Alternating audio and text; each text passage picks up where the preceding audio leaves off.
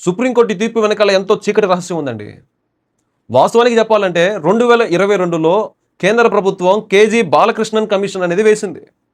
Commission ఎందుకు ఏర్పాటు చేశారంటే, మతం మారినా తమ సామాజిక స్థితి మారలేదని, తాము ఇప్పటికీ అస్పృహతలో ఉన్నామని, వివక్షతకు గురవుతున్నామని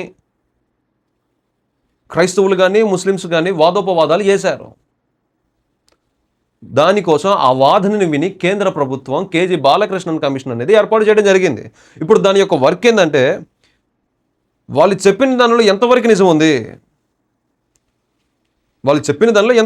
ఉంది, వాళ్ళు నిజంగా సామాజికంగా అణిచివేయబడుతున్నారా, అవమానాలకు గురవుతున్నారా, వారిపైన నిజంగా దాడులు జరుగుతున్నాయా, వారు చెప్పిన దానిలో ఎంతవరకు నిజాలు ఉన్నాయి అనే దాన్ని ఎంక్వైరీ చేసి సబ్మిట్ చేయాలి సుప్రీంకోర్టుకి. అప్పుడు సుప్రీంకోర్టు ఏం చేయాలంటే, ఆ యొక్క డీటెయిల్స్ని, ఆ యొక్క రికార్డ్స్ని, ఆ యొక్క డేటాని సేకరించి దాని ప్రకారంగా ముస్లిమ్స్కైనా క్రైస్తవులకైనా ఈ ఎస్సీ హోదా కల్పించాలా వద్దా అనేది డిసిషన్ తీసుకోవాలి. కానీ కేజీ బాలకృష్ణన్ కమిషన్ ఇంతవరకు 2022 నుంచి ఇప్పటి వరకు ఇంకా డీటెయిల్స్ని సేకరిస్తూనే ఉంది. ఆ సేకరణ జరగకముందే, ఆ డీటెయిల్స్ ఇవ్వకముందే సుప్రీంకోర్టు తీర్పునిచ్చేసింది. ఏమని? మతం మారితే కులం మారిద్దని, మతం క్రైస్తవాన్ని ఆశ్రయిస్తే ఎస్సీ హోదా కోల్పోతారు అని చెప్పేసి డిక్లేర్ చేసేసింది. ఇది న్యాయమేనా? మరి కేజీ బాలకృష్ణ కమిషన్ ఎందుకు ఏర్పాటు చేసింది కేంద్ర ప్రభుత్వం 2022 అక్టోబర్లో? మరి ఎందుకు అది రాకముందే, ఆ డీటెయిల్స్ రాకముందే ఎందుకు అటువంటి తీర్పునిచ్చారు? దీని వెనకాల ఏముంది? రైతులు అని చెప్పుకొని ఎస్సీ హోదా కలిగిన వాళ్ళను క్రైస్తవ్యాన్ని ఆశ్రయించారు అని చెప్పి, వారిని అణిచివేయాలని చెప్పి, వారి మీద దాడులు చేయాలని చెప్పి సుప్రీంకోర్టు ఇలా తీర్పునిచ్చిందా అనేది అర్థం కాని పరిస్థితుల్లో ఇప్పుడు సమాజం ఉంది, ప్రజలు ఉన్నారు. మరి ఇప్పుడు ఎస్సీగా చెప్పబడుతున్న వాళ్ళు ఏం చేయాలి? ఇప్పుడు సుప్రీంకోర్టులో వన్స్ ఒక తీర్పు రిలీజ్ అయిన తర్వాత మరి దాన్ని మనం చేంజ్ చేయలేం. కానీ ఒకటైతే చేయొచ్చు, ఆ తీర్పు వెనకాల రివ్యూ పిటిషన్ అనేది మళ్ళీ మనం ఫైల్ చేయొచ్చు, పిటిషన్ వేయొచ్చు. నాకు రివ్యూ పిటిషన్ కావాలని చెప్పి సుప్రీంకోర్టులో ఫైల్ చేయొచ్చు.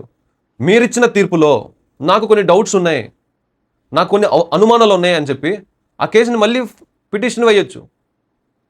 అది ఎప్పుడు? తీర్పు ఇచ్చిన 30 రోజుల్లోపు ఆ పిటిషన్ వేయాలి.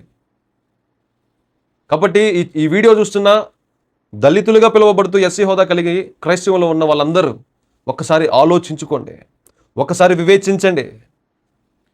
మీరు మౌనంగా ఉంటే కుదరదు. మౌనంగా ఉంటే రేపొద్దున మన ఫ్యూచరే డ్యామేజ్ అవుతుంది. రేపొద్దున మన పిల్లల జీవితాలు నాశనం అవుతాయి. రేపొద్దున అగ్రకులాలుగా చెప్పబడుతున్న వేరే మతస్థులు వచ్చి మన మీద దాడి చేస్తారు.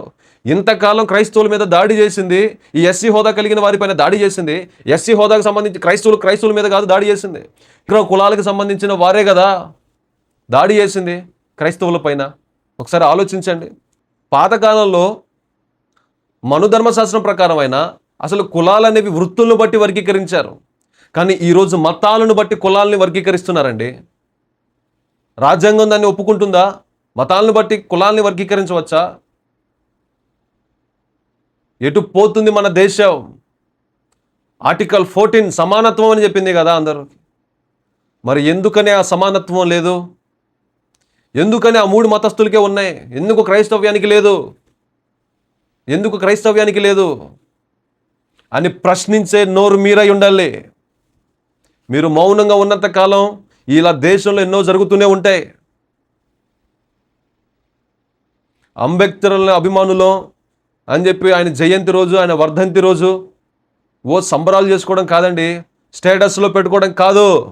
అంబేద్కర్ అభిమానులు అని చెప్పుకుంటున్న మనం, మీరు, నేను అందరం కలిసి నోర్లు విప్పాలి, మాట్లాడాలి మనందరం. కోర్టులో పిటిషన్ వేయాలి. ఆయన ఒక మాదిరి చూపించి వెళ్ళాడు. ఈరోజు నీకు అటువంటి అన్యాయం జరుగుతున్న సమాజంలో ఎదురు నిలబడు అని చెప్పి ఎన్నో చట్టాలు చేశాడు, ఎన్నో కార్యక్రమాలు చేశాడు. రాజ్యాంగాన్ని రాసిచ్చి నీ చేతుల్లో పెడితే, మన చేతుల్లో పెడితే దాన్ని సరిగ్గా యూజ్ చేసుకోవడం తెలియకుండా అంతా ఇంకా ఎప్పుడు అదే దౌర్భాగ్యంలో, అదే చీకటి బ్రతుకులో అదే సాగుతుందిగా జీవితం.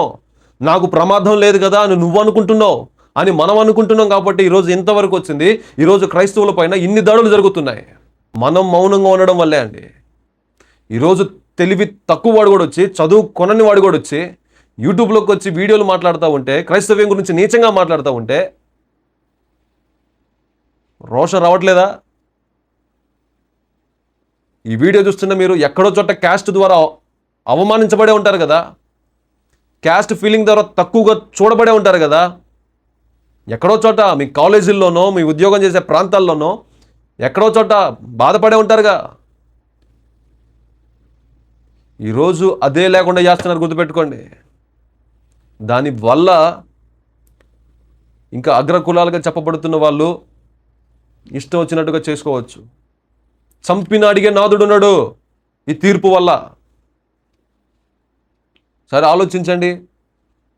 ఈ వీడియో మాట్లాడిన ప్రతి ఒక్క మాట నా మాట కాదండి, ప్రజల యొక్క అభిప్రాయాలతో కలిపి నేను మాట్లాడుతున్నాను.